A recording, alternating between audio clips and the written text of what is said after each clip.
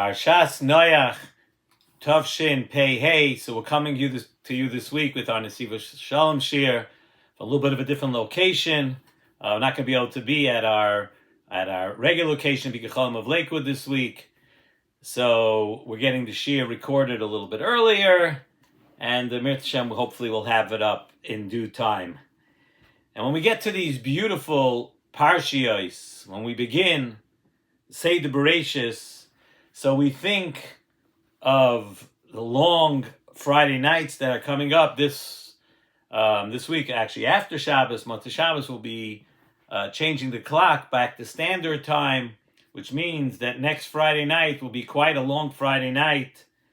And Friday nights in the winter, they're so beautiful time to learn the Parshiyos, to learn them a little deeper, to learn the Meforshim. When we're going to speak about the Avos, the Imois, the Shvatim, all the things that we read about in the Seder Bereshis. So it's Kedai each year to try to go a little bit deeper, to learn some more of the Midrashim, go a little bit beneath the surface, Pashat Pshat, of the Psukim, even though it would be nice if we actually knew all the Pashat Pshat of the Psukim also, but just to get a better understanding of these parshas, and that's what we're going to try to do again this year during our shiurim. And really, they're lessons for life. They're not history lessons. It's lessons for every one of us.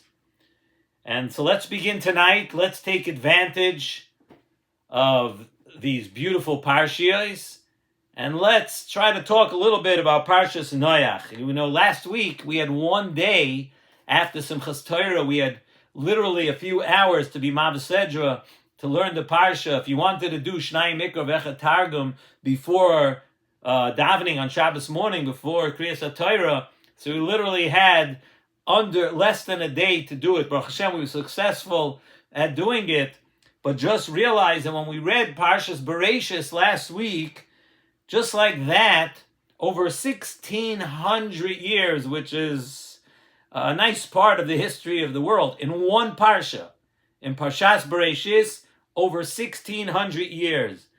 And 1,600 years pass like that, and all of a sudden, now we come to the point that Hashem is ready to destroy the entire world.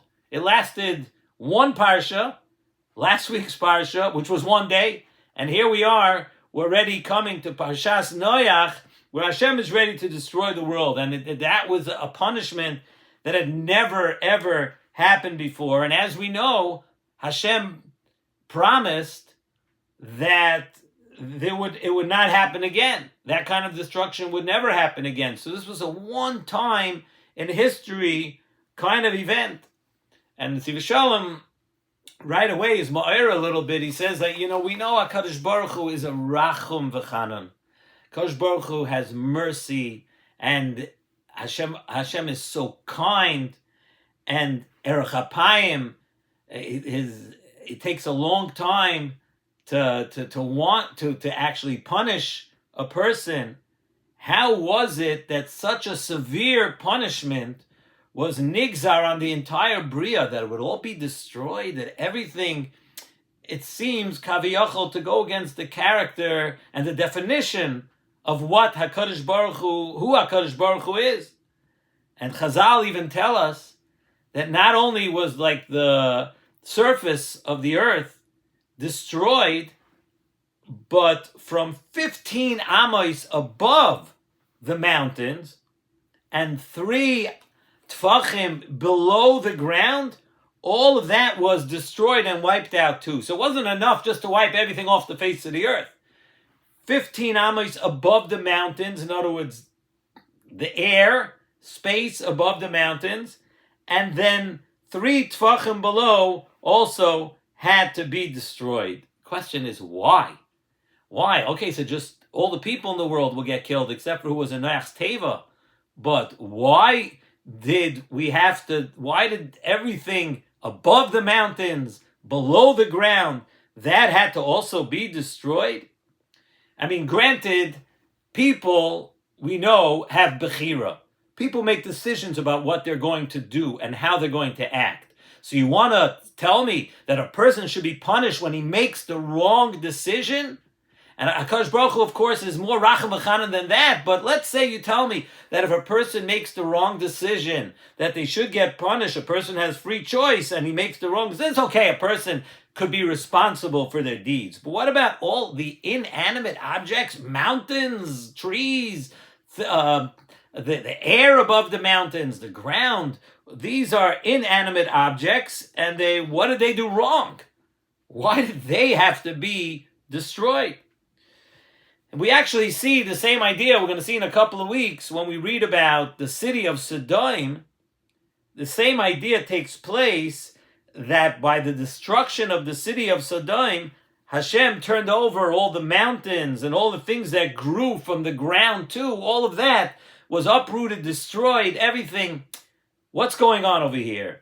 Why are the things that are not alive and have no free choice and obviously didn't make bad decisions, why did they have to be destroyed at the Mabel and at Sodom too? Mountains do not do averis, neither do trees, and neither does any part of anything that grows.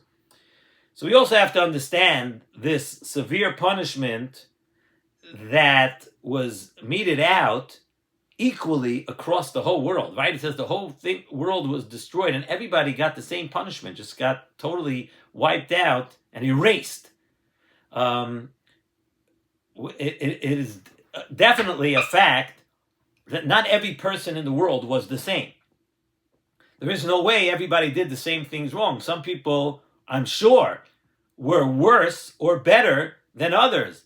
There are some people obviously transgressed more things than the others. So why was there this across the board total erasing and destruction? If really people should have been punished on different levels. Those who sinned more should have been punished more, and those who sinned less should have been punished less. So Nesivos Shalom tells us a very interesting thought about the Dora Mabel and the Mabel itself. And Nesivos Shalom tells us that we have to look at it, that the corruption that took place from what people did during the time of the Dora Mabel, it corrupted the entire Bria. That must be, from the fact that everything got destroyed, it corrupted the entire Bria. Through and through, not just a surface corruption, but a through and through destruction. And even things that do not have Bechira were affected. In other words, we have to say that, because how do you punish things without Bechira? It must be that it was so corrupt that it went through and through everything, even the inanimate parts of the Bria. Sort of like a contagious disease, chas v'shalom. As we know all too well, I'm sure everybody still remembers, not so long ago, just a couple of years ago, there was a COVID, right, pandemic, and we know that there are different levels of contagion. Everyone knows that very well. There are some sicknesses and diseases that are really not so contagious at all. And there are others that are more contagious. You come into the same room, building, drink from the same drink, eat from the same spoons, right? Things that are contagious. And then we learned very well in our world just a couple of years ago that there are those infections and viruses or diseases that infect anything and everything in the vicinity. The actual air becomes toxic, right? It's extremely, extremely contagious. And the pasuk tells us, "Ki hishchis kol basar es darkoi al haaretz," that everything, it became toxic where everything was affected. Even animals and even birds, everything in the world was affected. Or even, as we say, even things without a Yetzer Hara, animals, birds, objects, they don't have a Yetzer Hara. And the only answer HaKadosh Baruch Hu felt when everything becomes so corrupt and everything becomes damaged goods and everything is bad, quote, now, the only Eitzah was to destroy everything and start again. So therefore, the same punishment was received all across the board. You know why? because the mabul, says the Nesivos Shalom, was not a punishment per se, as if a person is over, transgresses this, then the punishment is that. And if you do this, then the punishment is that. It wasn't that kind of an einish. It wasn't that kind of a punishment. It was a metzius. It was a fact. It was in the air that the world could not contain the corruption anymore. It wasn't a punishment this for that and that for this. It's not punishment as we would normally understand it. The world, the air, everything in the world became so corrupt that it became an olam hachorban. It was contagious. It was toxic. So when it's toxic, everything is affected. Everything catches it. And once it was that way, so the entire world, the mountains, and not only that, when something's infected, so the air, 15 amos above the mountains had to be cleaned. The ground, 3 tvachim underground, that had to also be cleaned out. It became, as we said, an olam hachorban. The Torah tells us, rak ra kol hayoim. When you see somebody do something wrong, normally, the way you're supposed to approach a person is that sometimes people do things wrong, but that doesn't go to the essence of the person. Just about all the people that you know, and the people that we know, inside, they have a really good heart. And some people, they go astray, pressures of the world, the Yetzer Hara, things. They do things, and sometimes they fall to taivas, to Yetzer Hara, to different things. But essentially, inside, they have the neshama of a yid. They're kind, balei chesed, right? The people of Klal Yisrael, they're good inside, but they do things wrong. But here, in this generation of the Dor HaMabul, it was different. The Torah tells us, rak ra kol hayoim. Yes, normally HaKadosh Baruch Hu was rachum v'chanun erech apayim, but here it was totally bad. There was nothing to grab onto. It wasn't like the person was a good person anymore. They were not defined by being good at that time anymore. So here it was rak ra, totally bad. So the core had turned rotten, and once that happens, it's not that the Yetzer Hara influence a person couldn't resist the taiva. It's not that way anymore. And Sodom was the same way. The Torah tells us by Sodom, roim v'chatoim. So our job, when we look at this parsha, is to make sure, first of all, we learn a lesson over here, that side lesson that we learned, to look at people as good people. Even if they do something wrong to you, under normal circumstances, Hashem looks at it that way. We should definitely emulate Hashem and look at it that way. Today, people are not like the Dor HaMabul. The people of Dor HaMabul, as we said, were different. It was a different situation. And another lesson that I think that we could learn out of this parsha is that it's very important that we make sure that our atmosphere, our surroundings, are kept good. The people of the Mabul, they turned the entire world, as we said, into a toxic experience.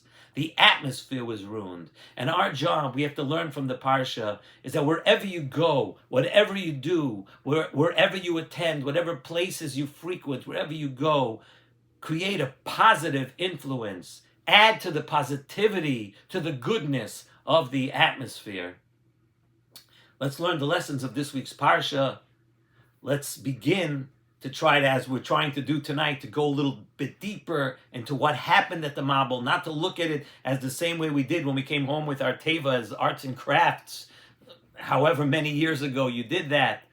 Let's look a little deeper, understand the lessons that the Torah is trying to teach us for our generation, for ourselves, for everything. Let's look at what it means. Noach ish tzaddik tamim haya. Look, read the Rashis, read the Mefarshim, read the Midrashim, and we'll come out better people. We'll come out bigger people. We'll learn the lessons and we'll grow from them. And I'm looking forward to learning Yemir Hashem, the Nesivos Shalom, through the Parshias of the Torah again as we go and we begin another year, Baruch Hashem, of learning together.